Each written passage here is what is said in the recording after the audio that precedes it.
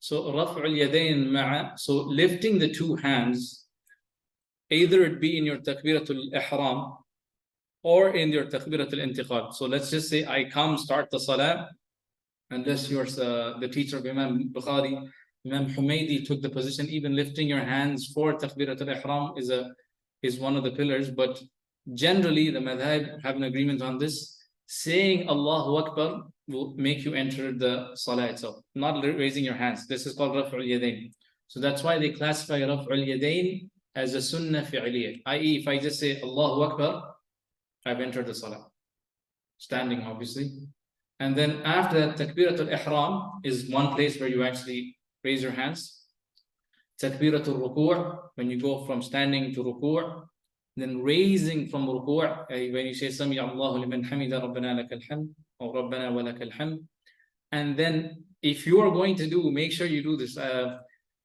The third one is when you get up from tashahhud, or some will tell you when you finish tashahhud and we're about to get up, you'll see those are the two. Some people I've seen them, they raise their hands for almost every position. There is no narration on this one itself. So what you are going to do is either in these positions that we just spoke about, or if you notice the Hanaf, they only do it when they're actually starting the salah. That is Allahu Akbar, and you'll never see them. There is a narration on this one, but the ikhtilaf usually goes to which, is it stronger and all of these things, which, I will not get into it for now. But as long as somebody has uttered the word Allahu Akbar, standing, and he knows the niyyah, he's entering the salah itself. Raising the hands and all is a sunnah. So if, as I mentioned, if somebody just, some of the, let's say, madhab that I know, they don't even raise it. They say Allahu Akbar and they'll keep their, in fact, this is, as I mentioned, one of the narrations of Imam Malik, he used to drop his hand. So remember, if somebody drops their hand, or if somebody at the Takbirat al-Ihram, if they don't raise their hands, all of that is the sunnah of the Prophet ﷺ. What is upon you is to say the word Allahu Akbar. Al-Qabd al-Yusra bil-Yumna. Okay, to basically do this, obviously this part. Tahta surra fil qiyam. This is a Hanbali position and a Hanafi position. That is to hold the hands below the navel is a Hanafi and a Hanbali position. The Mu'tamad, they would call it the relied opinion. To keep it above is one narration. To keep it on the chest is another narration. The ikhtilaf is on, is this sahih? Is this a weak narration, strong narration? But the Mu'tamad, because people have asked me, why do people keep their hands below the navel? It's because this is the position of the Hanaf, the Hanafi school, and the position of the Hanbali school also. So this is obviously a Hanbali slide, so I'm exposing it to this one.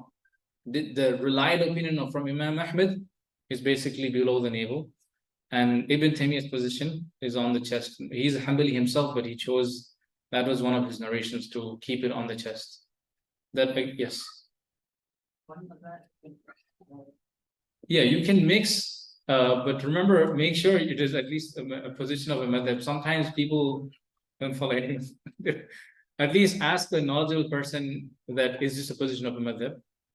And don't mix when you're in the middle of the ruling. I.e., let's say the Ahnaf say you don't need a wali, and you stick to, let's say you're in India, I'm just saying. But then they will tell you have to make sure you announce, or so if you take that position, you have to follow that position completely. Not say, oh, I like the Maliki position that I don't have to announce. Or you cannot mix. You get what I'm saying? If you're going to follow one position, you have to follow it completely and not. But let's just say you're going to follow the opinion of, let's say, the Hanbalis or the Shafi'is and travel, then follow it to the end. So Imam Ahmad will allow for 4 days, he'll allow you to shorten the prayer. So then stick to it completely. Don't mix, match. So this is what you don't want to do. When you don't mix the rulings, if you're going to stick to a ruling, start from it and end with it A to Z. If you're going to take the ruling of marriage, start from it and stick to it till the end. Yes. You have to choose one of them. Or you just can't say, I am a Muslim. I mean, the scholars clearly tell you, La madhab li'ami. I.e., there is no madhab for a layman. A person who decides to be a student of knowledge, he should try his best to be consistent, because he's deciding to go on the path of knowledge. He should try his best to be consistent with his positions, because anytime you put yourself on stage, consistency will become key for you. And the more you grow in knowledge, you will change your opinion. Even if you were starting, let's say, with a Shafi'i school, the more you study, you will be like, I think this position in this one is, or you will lean towards another position after you have studied, you spend years, you check the narrations, you may lean towards another position for a particular masala, for a particular issue. Yes. So Rasulullah Muhammad sallallahu alaihi wasallam, he was Shafi'i or Hanbali, or he just was Muslim? Okay, so the ikhtilaf is not just our day and time. There were three schools. Let's say Ibn Abbas was from Mecca. He was a school. Ibn Abbas, as the Prophet himself made dua for him, Allahumma faqih fi din wa allimhu ta'weelah. Give him the knowledge of the deen and teach him the ta'weel, tafsir of the Quran. And he was a school, him in and of himself. The other school is of Ibn Umar. Ibn Umar was based out of Medina. And the other school is Iraq, which goes back to Ibn Mas'ud. So the ikhtilaf is not today, it goes back to the Sahaba themselves. So as long as it's a strong narration you're sticking to, let's say the Salatul Eid of the Hanafis, it goes back to Ibn Mas'ud. Are you going to say, I'm not going to follow the fi'l of a Sahabi? This is the question. If it is a correct narration from the narrator all the way to Ibn Mas'ud, and he is a Sahabi who did an act of ibadah, we know the Sahabas are ma'soom, we know they're innocent and they will not lie upon the Prophet when it comes to ibadah, we will take from him.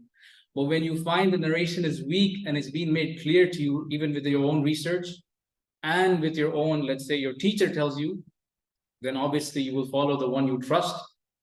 And then by end of the day, this was the statement of the Imam Malik, كُلُّ يُخَذْ مِنْهُ وَيُرَدْ إِلَّا صَاحِبُ هَذَا الْقَبْرِ. You will take from every person except when it comes to the companion of this grave, i.e. when it comes to the Prophet, you have to be extremely strict. And when he says it, you will follow it.